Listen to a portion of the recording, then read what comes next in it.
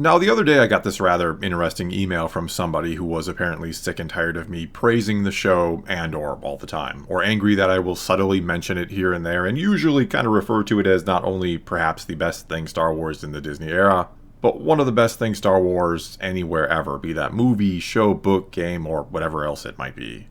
And so they took it upon themselves to write a little essay about all the things they thought were wrong with it and all the reasons it wasn't or shouldn't even be considered Star Wars.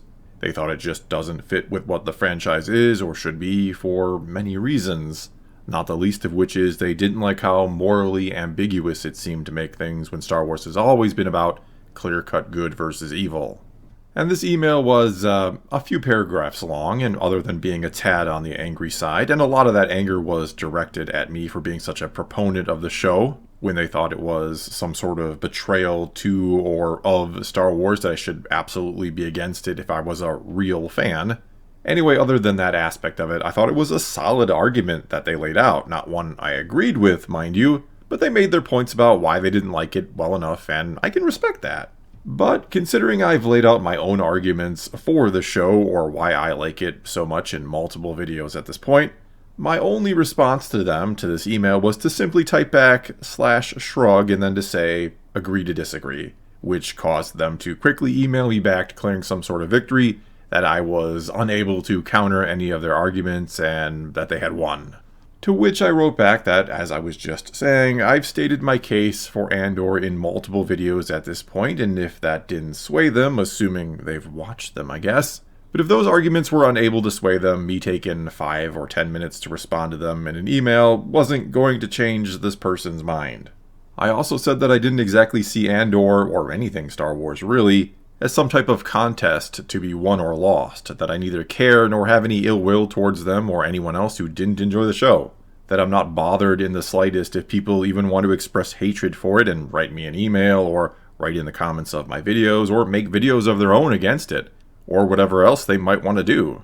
I think everyone and anyone should be free to express their opinions, positive or negative, as they please, and then I can either agree or disagree with those opinions, or even completely disregard and ignore them if I'd like. And that doing so doesn't automatically come from a place of malice or hatred, but rather it's because sometimes agreeing to disagree is the best or really only course of action.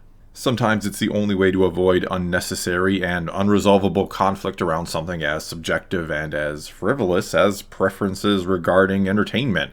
I mean, Star Wars has been around for almost a half century at this point, meaning not only have some people out there been fans of it for decades by now, and hence likely have some pretty strong feelings and opinions towards it, but there will also obviously be fans that have come in at many different points along the way and like or don't like certain things, oftentimes based on that entry point. For example, I know fans, or have encountered them in the comments of my videos, who consider only the original trilogy to be quote-unquote real Star Wars, and that's what real Star Wars fans watch. They haven't liked or approved of anything since the end credits of Return of the Jedi rolled, and some don't even consider that movie real Star Wars. They think it ended with The Empire Strikes Back. Heck, there's even those who say only that first movie is real Star Wars. I also know or have encountered plenty of fans who think Rebels or The Clone Wars is the best thing Star Wars ever, likely because it was their introduction to Star Wars. And some of them, not many, but some of them find watching the original trilogy to be boring or just not that great because it's too old for their liking. I have even encountered those who think the original trilogy movies are flat out terrible.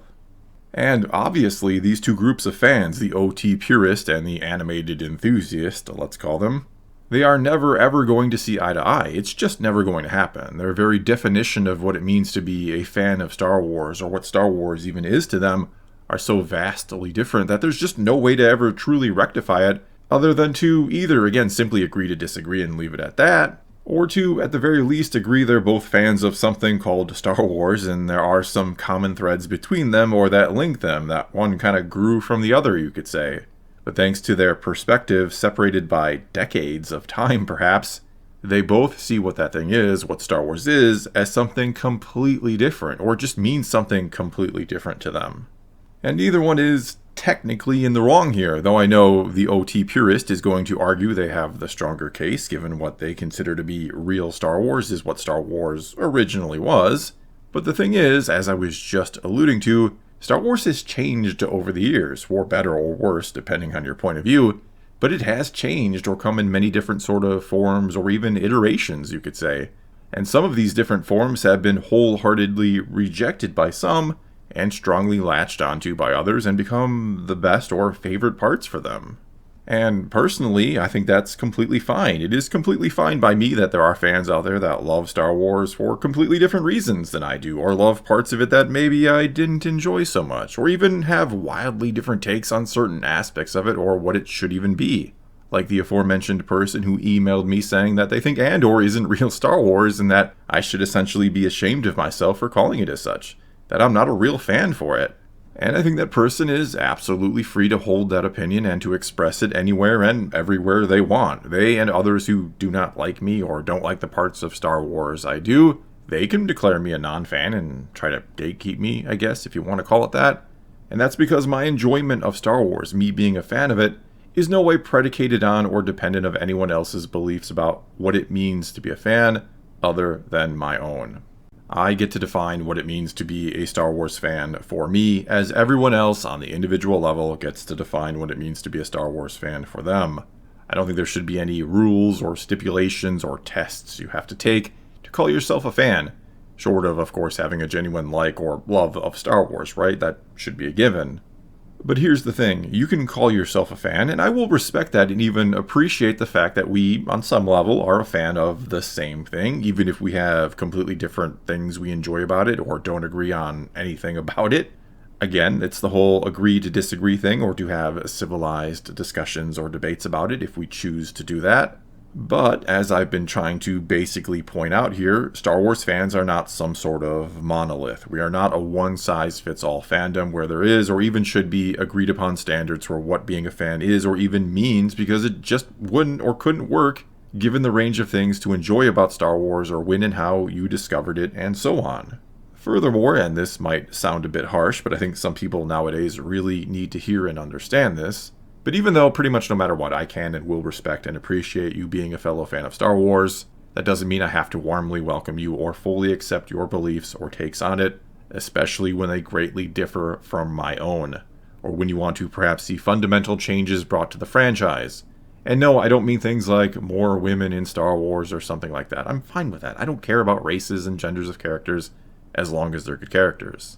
What I mean is when people who have not looked at the long history of Star Wars or even attempted to come to a greater understanding of what it is or what it was intended to be, what George Lucas made it to be, when they come in and say it should be this or that very definitively, or think this is how the Force should work, for example, well, you're not going to be warmly welcomed if you come into a fan base with what could be considered some pretty radical opinions and essentially say, this is what I think it should be, regardless of what it always has been. I don't see that as gatekeeping as much as I see it people who have been a fan of something for a very long time, who are very vested in something, wanting to preserve the integrity of what they love. In other words, yes, you are absolutely entitled to your opinions and should be free to express them on the internet or on social media or wherever you'd like. But you are not entitled to approval from others in regards to them, nor free of being argued against when you do essentially publicly post them, which is what you're doing when you put them on social media. And no, I'm not saying you're then fair game to truly be attacked by other people who disagree with you, or that people should intentionally try to go out there and be rude or cruel to you to stop you from being a fan. They should try to engage you civilly, of course. But someone pushing back against you or your beliefs does not automatically make them a bad person or a hater or someone trying to keep you out or gatekeep you. It makes them someone with their own views and beliefs that simply differs from your own, who also has the right to put them out there. And yes, I know there are people out there who try to gatekeep for different reasons or in different ways entirely, who think certain people shouldn't be allowed in for whatever reason. And that's not what I'm talking about here. I'm not talking about true discrimination. I'm talking about all these stupid arguments about how if you do or don't like this certain thing, you can be or can't be a Star Wars fan, or you're not a real one. I just think it's the dumbest thing all around. It's dumb both ways because, again, no one gets to decide if you can be a fan of something or not. It's not like they can literally stop you from watching it or enjoying it or whatever it might be. But at the same time, no one has to fully accept your beliefs or opinions on something, especially when you put them on social media, when you put them in a space where they are going to be looked at by others and potentially responded to by others. Which, no, doesn't justify hate coming your way, but sometimes what you perceive to be hate is someone vigorously trying to defend what they love from somebody they perceive to be trying to change what they love.